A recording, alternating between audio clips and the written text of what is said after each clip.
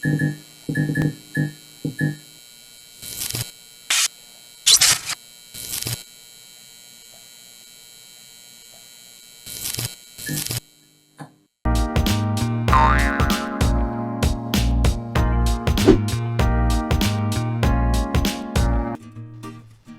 po. Hi everyone. Hello everyone. Hey everyone. Wala pa pala akong official na intro. Pasensya na po kayo kung may marinig kayong throughout the video na tilaok ng manok at kahol ng mga aso. Medyo maingay po dito. Huwag nyo na lang pong pansinin. By the way, if you are new to my channel, my name is Jake. At ang mapapanood nyo po sa mga videos ko ay mainly tungkol sa paggawa ng mga DIY o do-it-yourself. Nagre-recycle po, nag-upcycle, arts and crafts, DIY hacks. Wala pa pala akong ganun, pero soon gagawa ko ng content na ganun. Ngayon po, may bago akong segment, yung nga po yung Jack Creates, Recreates. Magre-recreate ako ng mga viral na mga DIYs na makikita sa Pinterest, sa Instagram, sa Google. Pag nagagawa ko ng DIY sa Pinterest, ako humahanap ng mga inspirations. Doon ako nakakakuha ng mga idea, pero hindi naman sinasabi doon kung paano ginawa. Ako na lang yung nag-iisip kung paano gagawin yung isang DIY project. Kaya ito yung naisip kong bagong segment para sa channel ko. Una kong i-recreate ay mga Nordic vessels o yung mga Scandinavian home decors. Yan, papakita ko sa inyo.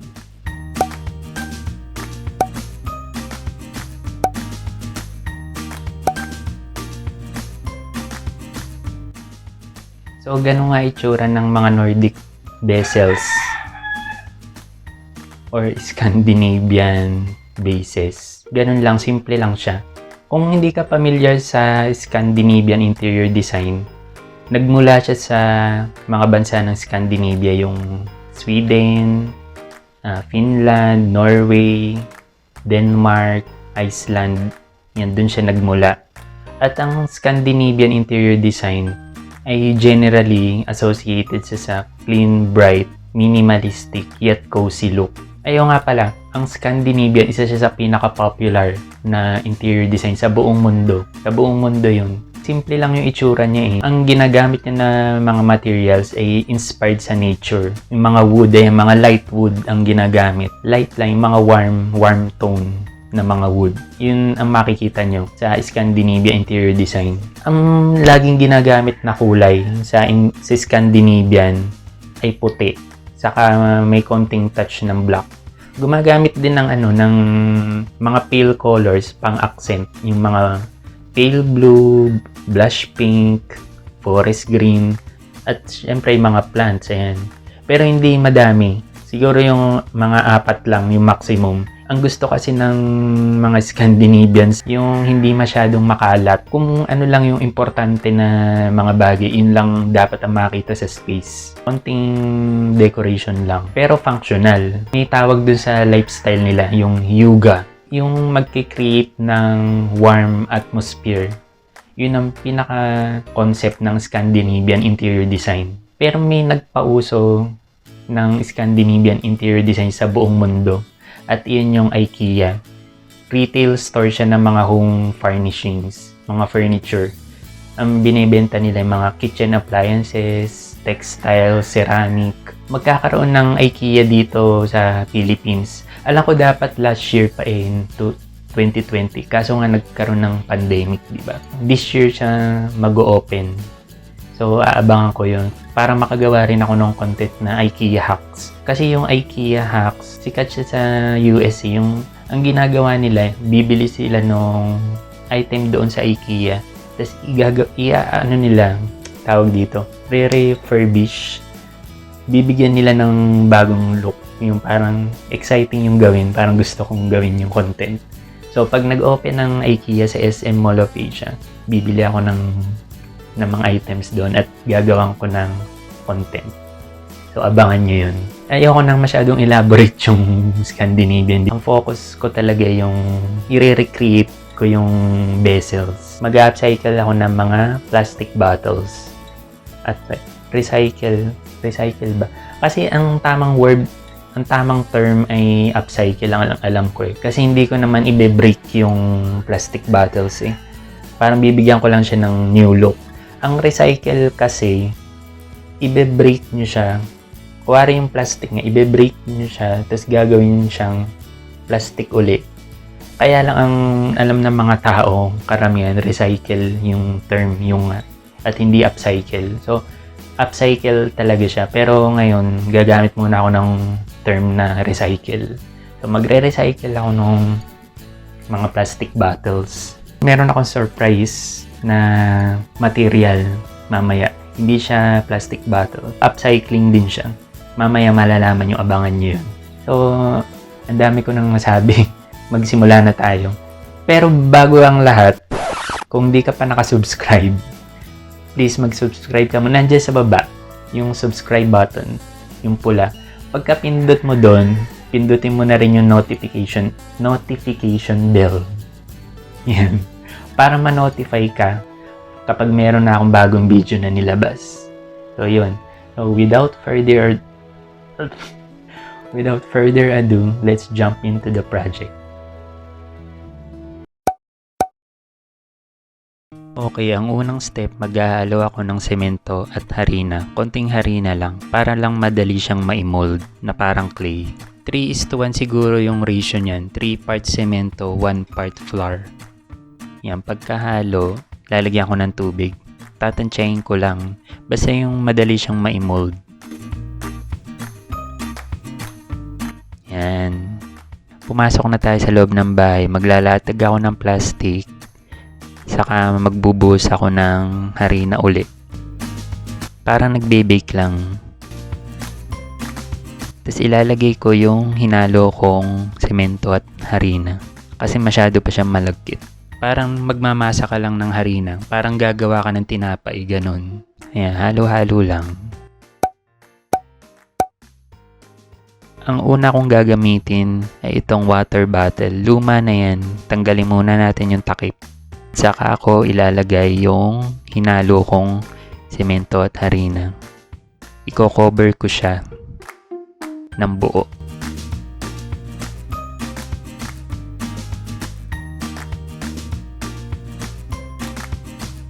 Nung natuyo siya kinabukasan, nag-crack siya. Pero susolusyonan natin yan. Yung natirang clay mixture, medyo natuyo siya. Lalagyan ko ng konting tubig para maging paste mixture siya. At yun ang gagamitin ko para takpan yung mga cracks.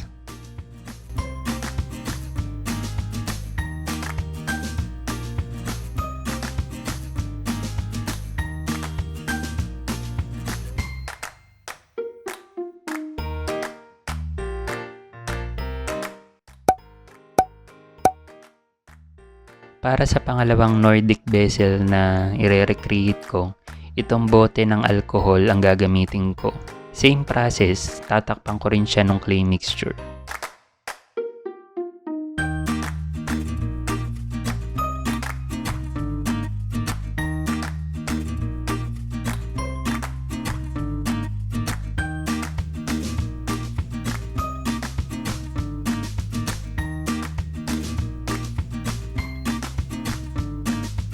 At ayan nga, nag-crack din siya katulad nung naunang vessel. Pero bago ko lagyan ng paste mixture, lalagyan ko muna ng mga arms. Invento ko lang to Gagayahin ko yung mga pinakita kong Nordic vessels kanina. Pero design ko na to, hindi na katulad nung mga nakita nyo. Gagamit ako ng silicone tube para maging braso nung vessel. Didikit ko lang sa pamamagitan ng glue gun.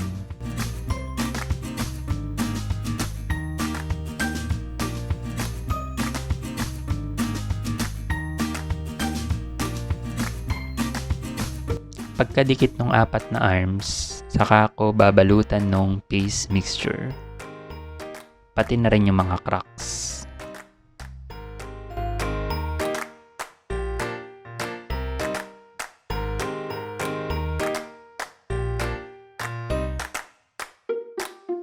At hihintayin ko na lang silang matuyo bago pinturahan.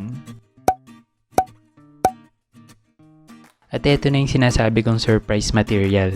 Itong lumang PVC Flexible Electrical Conduit. Ang ire-recreate ko kasi yung Scandinavian candlestick holder. Tinansya ko lang kung gaano kahaba yung magagamit ko para makabuo ng bilog. Pagdidikitin ko yung magkabilang dulo sa pamamagitan ng glue gun. Itong takip ng bote ng textile paint, nakita ko lang sa storage room yan. At magagamit ko siyang base ng candlestick holder. At naalala nyo ba to, yung takip ng water bottle? Gagamitin ko siya. Ito yung paglalagyan ng kandila. Yan, didikit ko siya sa taas ng electrical conduit. Glue gun din yung gagamitin ko. Yan. At pag nadikit ko na, saka ko lalagyan ng clay mixture. Same process nung ginawa ko sa bote. Yan, tatakpan ko yung buong electrical PVC tube.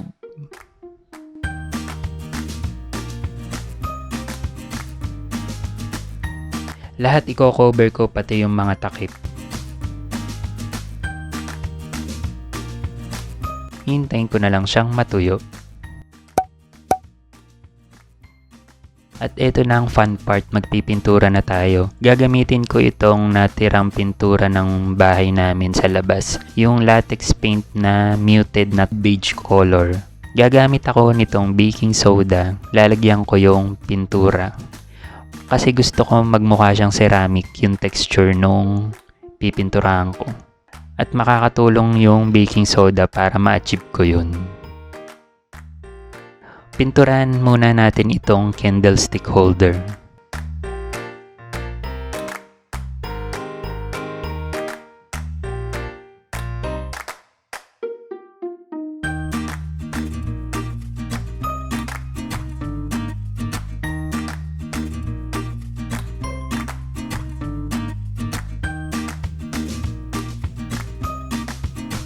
Yung same pintura na ginamit ko, yung muted na beige, lalagyan ko ng kaunting red acrylic paint para ma-achieve ko yung blush pink.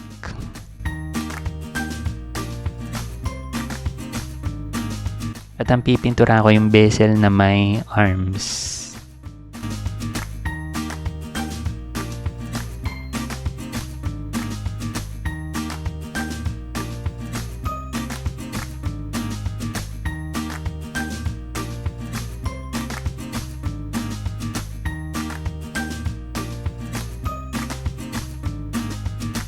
Yung blush pink na hinalo ko kanina, dadagdagan ko ng black saka yellow at konting red pa para ma-achieve ko yung terracotta na kulay, yung burnt orange.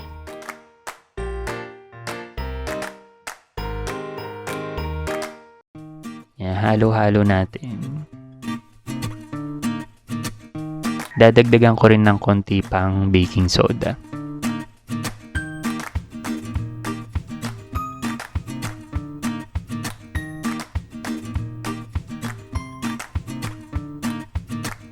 Ayan, na-achieve ko na yung terracotta color. At i-apply ko na dun sa naunang bezel.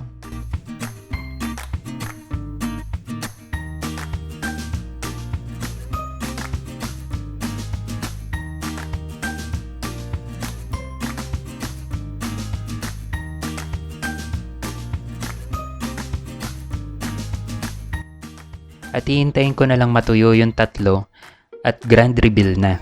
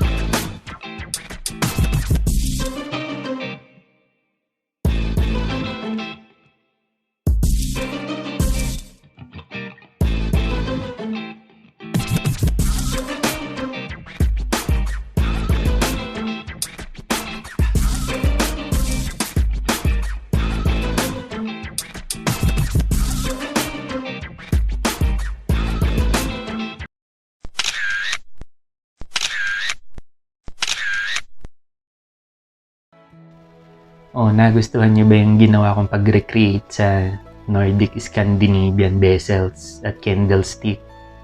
Ako kasi honestly, hindi ako satisfied sa ginawa ko.